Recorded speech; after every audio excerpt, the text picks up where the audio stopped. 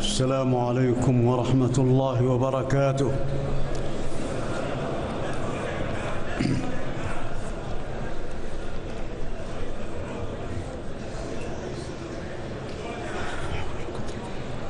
الحمد لله الملك القدوس السلام، فرض على المسلمين حج بيته الحرام وجعله ركناً من أركان دين الإسلام، وأشهد أن لا إله إلا الله الملك العلام، وأشهد أن نبينا وسيدنا محمداً عبده ورسوله خير الأنام، عليه وعلى آله وصحبه وأتباعه أفضل الصلاة وأتم السلام. أما بعد، فيا أيها الناس، عليكم بتقوى الله، فبها نجاة العبد في آخرته. قال الله تعالى في أول سورة الحج: يا أيها الناس اتقوا ربكم إن زلزلة الساعة شيء عظيم، يوم ترونها تذهل كل مرضعة عما أرضعت وتضع كل ذات حمل حملها وترى الناس سكارى وما هم بسكارى ولكن عذاب الله شديد. ومن تقوى الله الاستعداد ليوم القيامة بفعل الطاعات وترك المعاصي والسيئات. قال الله تعالى: ذلك بأن الله هو الحق وأنه يحيي الموتى وأنه على كل شيء قدير وأن الساعة آتية لا ريب فيها وأن الله يبعث من في القبور. وإن أعظم استعداد للآخرة يكون بالتوحيد وعبادة الله وحده وترك دعاء غيره. وكيف يدعو من دون الله ما لا يضره وما لا ينفعه؟ ذلك هو الضلال البعيد. يدعو لمن ضره أقرب من نفعه، لبئس المولى ولبئس العشير.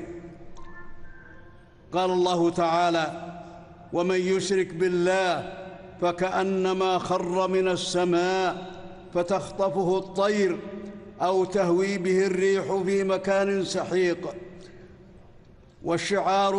وشعار أهل الإيمان التوحيد لله تعالى. قال سبحانه: فإلهكم إله واحد فله أسلموا وبشر المخبتين الذين إذا ذكر الله وجلت قلوبهم والصابرين على ما أصابهم والمقيم الصلاة ومما رزقناهم ينفقون. فهذه أركان دين الإسلام: التوحيد وشهادة أن لا إله إلا الله وأن محمدًا رسول الله، وإقام الصلاة وإيتاء الزكاة وصوم رمضان وحج بيت الله الحرام، مع التوصية بالخوف من الله تعالى. قال عز وجل: ولمن خاف مقام ربه جنتان، والصبر في طاعة الله وعلى الأقدار المؤلمة. قال الله تعالى: إنما يوفى الصابرون أجرهم بغير حساب، مع شكر الله على نعمه. قال عز وجل: كذلك سخرناها لكم لعلكم تشكرون. ولله في الخلق سنن كونية على العبد أن يؤمن بها وأن يستفيد منها. قال الله تعالى: إن الله يدافع عن الذين آمنوا إن الله لا يحب كل خوان كفور. وقال سبحانه: ولينصرن الله من ينصره إن الله لقوي عزيز. ومن ذلك قوله تعالى: فكأي من قرية أهلكناها وهي ظالمة فهي خاوية على عروشها وبئر معطلة وقصر مشيد. وكأي من قرية أمليت لها وهي ظالمة ثم أخذتها وإلي المصير. ولقد أمر الله جل وعلا خليله إبراهيم صلى الله عليه وسلم، أمره بالنداء للحج. قال تعالى: وأذن في الناس بالحج يأتوك رجالا وعلى كل ضامر يأتين من كل فج عميق ليشهدوا منافع لهم ويذكروا اسم الله في أيام معلومات على ما رزقهم من بهيمة الأنعام. نعم، ليشهدوا منافع لهم ويذكروا اسم الله. قدم الحجاج من كل فج عميق لأداء النسك إرضاء لله تعالى وطلبا لثوابه، يعظمون البيت العتيق والمشاعر المقدسة. قال الله تعالى: والمسجد الحرام الذي جعلناه للناس سواء العاكف فيه والبادئ ومن يرد فيه بإلحاد بظلم نذقه من عذاب أليم.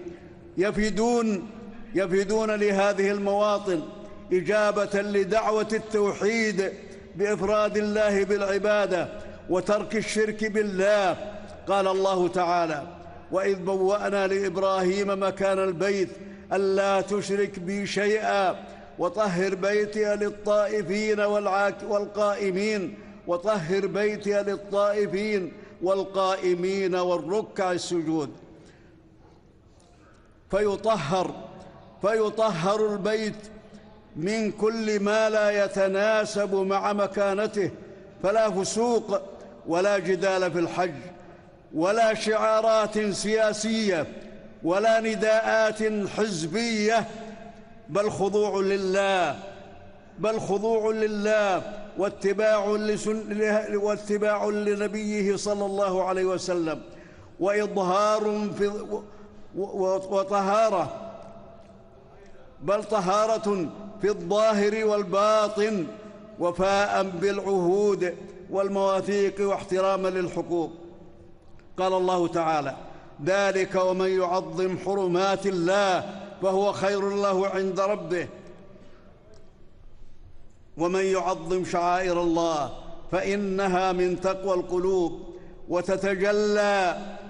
وتتجلى في الحج مظاهر التعارف والتآلف والتعاون والتكافل بين أهل الإسلام في أداء المناسك على اختلاف ألسنتهم وألوانهم وبلدانهم، إخوة متحابين فيشهدون منافع لهم وليطعموا من هديهم البائس الفقير، ويكون من شأنهم الإحسان في الأفعال والصدق في الأقوال. قال الله تعالى: واجتنبوا قول الزور في موقف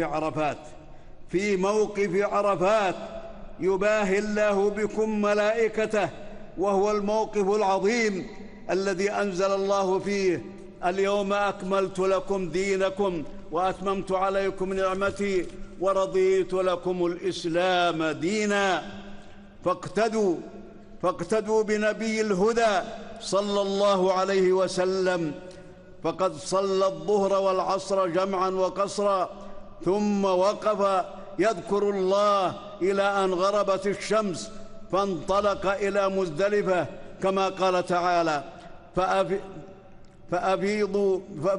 كما قال الله تعالى: فإذا أفضتم من عرفات فاذكروا الله عند المشعر الحرام واذكروه كما هداكم وإن كنتم من قبله لمن الضالين. فلما أصبح يوم العيد دفع إلى منى. قال الله تعالى: ثم أفيضوا من حيث أفاض الناس واستغفروا الله إن الله غفور رحيم. فرمى جمرة العقبة ونحر هديه وحلق رأسه وأجاز التقصير ثم طاف بالبيت. قال الله تعالى: ثم ليقضوا تفثهم وليوفوا نذورهم وليطوفوا بالبيت العتيق، مع الحرص على السكينة والرفق والبعد عن التدافع وتنفيذ تعليمات الجهات المنظمة والتقيد بتنظيمات التفويج ومسار الحركة تحقيقاً للمصلحة وتجنباً للضرر والفوضى، وحفظاً للنفوس وتيسيراً لأداء النسك. وفي منى يستحب الإكثار من ذكر الله. قال الله تعالى: فإذا قضيتم مناسككم فاذكروا الله كذكركم آباءكم أو أشد ذكرا. وفي أيام التشريق يرمي الحاج الجمرات الثلاث، كل جمرة ب7 حصيات في كل يوم، والأفضل البقاء إلى اليوم 13، ويجوز التعجيل في اليوم 12. قال الله تعالى: واذكروا الله في أيام معدودات، فمن تعجل في يومين فلا إثم عليه، ومن تأخر فلا إثم عليه، لمن اتقى. واتقوا الله واعلموا أنكم إليه تحشرون. وقبل السفر طواف الوداع، فالله تعالى هو اجتباكم وما جعل عليكم في الدين من حرج، ملة أبيكم إبراهيم، هو سماكم المسلمين من قبل. وفي هذا ليكون الرسول شهيداً عليكم وتكونوا شهداء على الناس، فأقيموا الصلاة وآتوا الزكاة واعتصموا بالله هو مولاكم، فنعم المولى ونعم النصير. وإن من الاعتصام بالله أن يكثر المرء من دعاء ربه، وخصوصاً في مواطن الحج، فهي مظنة للإجابة. وفي الحديث: أفضل الدعاء دعاء عرفة، وخير ما قلته أنا والنبيون قبلي يوم عرفة: لا إله إلا الله وحده لا شريك له، له الملك وله الحمد وهو على كل شيء قدير. رواه الترمذي. وقال تعالى: وقال ربكم ادعوني أستجب لكم إن الذين يستكبرون عن عبادتي سيدخلون جهنم داخرين. وقال تعالى: ومنهم من يقول ربنا آتنا في الدنيا حسنة وفي الآخرة حسنة وقنا عذاب النار، أولئك لهم نصيب مما كسبوا والله سريع الحساب. اللهم تقبل من الحجيج دعاءهم ومناسكهم، ويسر لهم أمورهم، واغفر لهم ذنوبهم، وأعدهم إلى بلدانهم سالمين غانمين فائزين.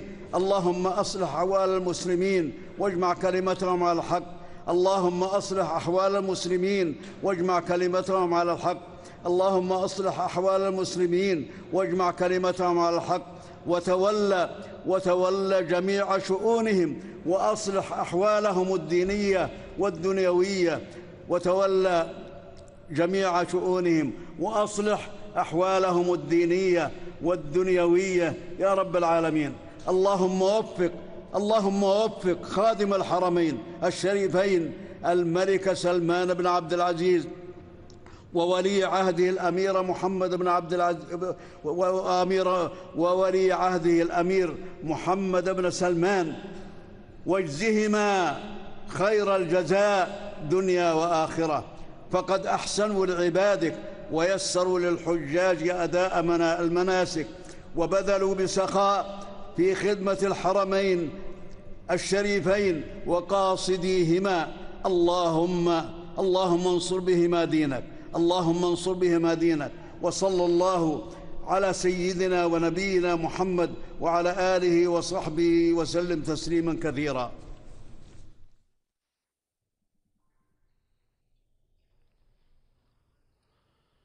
الله أكبر، الله أكبر. الله أكبر الله